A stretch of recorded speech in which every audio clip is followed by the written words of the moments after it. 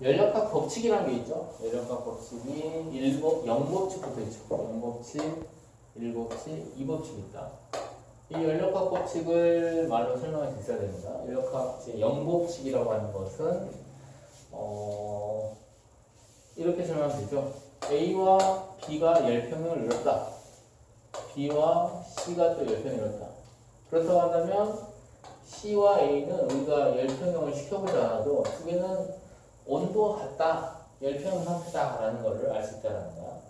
온도계의 원리라고도 합니다. 어떤 물체의 온도를 측정할 때 이렇게 우리가 측정하죠. 온도계를 A 물체와 접촉시켜서 온도를 측정하고 어떤 물체를 그 온도계를 가지고 또 다른 물체와 접촉시켜서 온도를 측정하는데 그게 온도계가 똑같이 표시가 돼. 아, 그러면 이 두 물체는 온도가 같다 이렇게 확할 수 있는 거잖아요. 그렇게 설명할 수 있는 원리를 연력학적 0법칙이라고 표현해줍니다. 다른 말로 온도계 법칙으로 하기도 한다. 연력학적 1법칙은 열에너지까지 포함한 에너지 보존 법칙입니다. 어떤 기체에 열량을 가해주면 그 열량은 기체 내부 에너지를 증가시키는 데 쓰이고 일부는 일을 하는 데 쓰인다.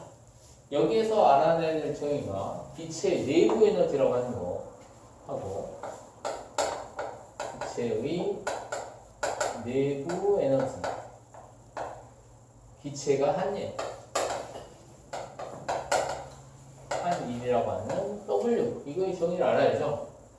기체 내부 에너지는 기체가 가지고 있는 내부 에너지는 두 가지 에너지의 합성입니다. 포텐셜 에너지와 운동 에너지의 합성이에요. 기체 운동 에너지의 합성인데 우리가 다루는 모든 기체는 실제 기체가 아닌 이상 기체로 다루기 때문에 포텐셜 에너지는 무시해줍니다.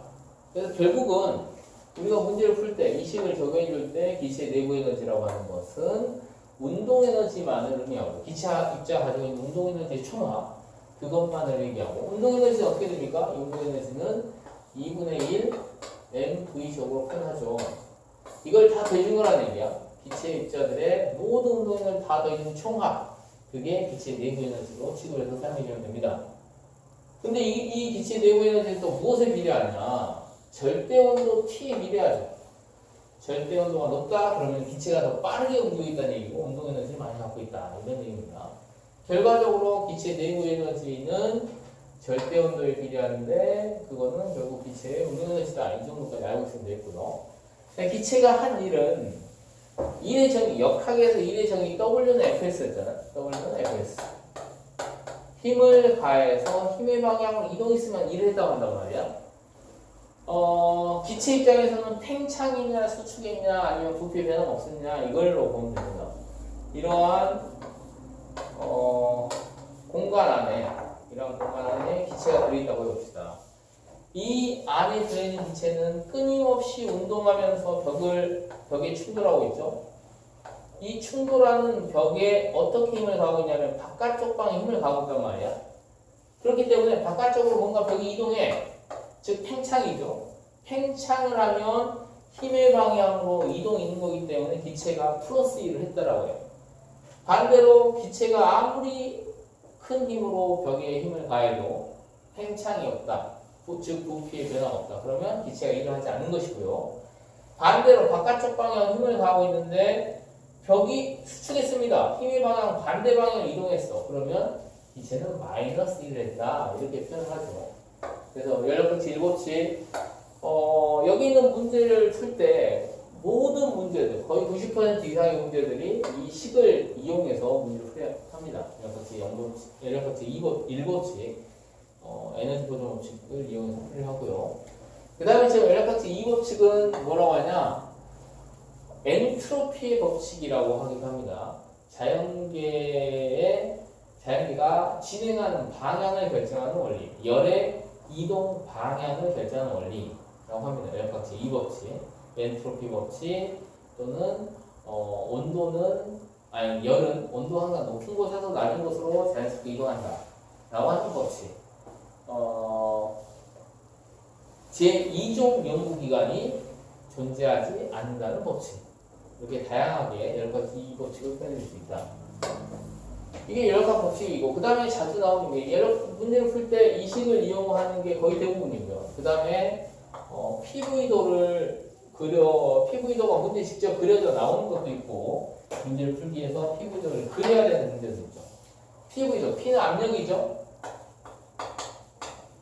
V는 부피죠. 압력과 부피 사이에 어떤 관계가 있을까? 온도가 일정할 때 압력과 부피는 서로 어떤 관계 있죠? 이거 무슨 법칙이야? 온도가 일정할 때 압력을 높이면 부피가 줄어들고 압력을 낮추면 부피가 증가한다. 이거 무슨 법칙이야? 보일러 법칙이잖아. 보일러 법칙 그래프를 그리면 이렇게 되죠.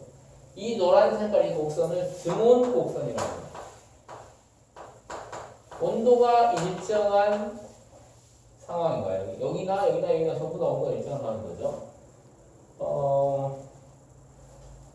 등온 곡선. 그러니까 예를 들어서 이제 기체가 어떤 역학적 변화를 할 때 이렇게 변화했다라고 한다면 이건 등온 변화를 했구나. 그리고 부피가 증가한 거잖아요. 압력이 낮아지는 부피가 증가했죠. 그래서 등온 팽창을 했구나 이렇게 설명합니다. 이렇게 변했으면 어떻게 될까? 이렇게 변했으면 등압 팽창이 되겠죠. 등압 팽창. 이렇게 변하면 어떻게 될까? 이렇게 변하면 부피가 일정한 상태로 압력만 감소했으니까 부피 변화가 없다는 거죠. 등적 변화라고 합니다. 등적 변화. 부피 변화가 없다.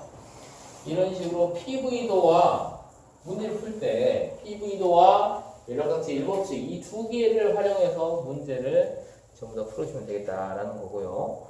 자, 문제를 한번 풀어보자. 너희들 질문이 있을 텐데 질문을 한번 풀어보도록 합시다.